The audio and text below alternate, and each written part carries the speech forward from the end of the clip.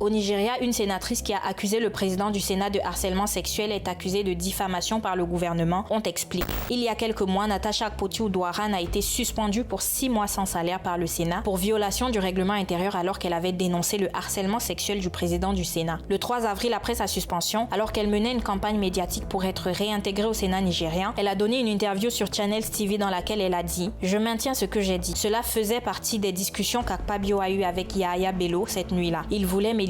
Il a alors insisté sur le fait que je devais être tuée. Pour le procureur général, elle a par 2 fois contre le président du Sénat Godswill Akpabio et contre Yahaya Bello, l'ancien gouverneur de l'État de Kogi dans lequel elle est sénatrice, formulé une imputation en sachant ou en ayant des raisons de croire que cette imputation nuira à la réputation d'une personne en violation de l'article 391 du Code pénal nigérien. Ce sont là les premiers chefs d'accusation. Le 3e chef d'accusation concerne une conversation téléphonique qui a été diffusée par Sandra Dourou, une blogueuse. Sandra a affirmé que Natasha lui a avoué qu'il n'y aurait jamais eu de harcèlement sexuel de la part du président du Sénat. Elle a par la suite diffusé l'enregistrement d'une conversation téléphonique entre elle et une voix similaire à celle de la sénatrice qui accuse le président du Sénat d'avoir fait tuer une jeune fille dans le but d'utiliser ses organes pour faire soigner son épouse. Pour le procureur général, Natasha Akpoti-Oudouaran avait des raisons de croire que cette imputation portera atteinte à la réputation du président du Sénat. La sénatrice a confié à la BBC que pour elle, cette plainte du gouvernement fédéral du Nigeria est un paradoxe. C'est moi qui ai couru vers la police, j'ai déposé mes plaintes, je suis apparue à la télévision, j'ai parlé publiquement de la menace qui pèse sur ma vie et pourtant ce sont les contre-plaintes d'Akpabio et de Bello m'accusant de diffamation qui sont prises au sérieux. Après l'émission de Channels TV, Natasha Akpoti-Oudouaran avait écrit sur ses réseaux sociaux « Au bon moment et au bon endroit, je présenterai les preuves dont je dispose. Je suis avocate, je suis sénateur et je sais comment fonctionne le Nigeria. » Concernant l'enregistrement téléphonique, selon elle, il s'agit d'un faux.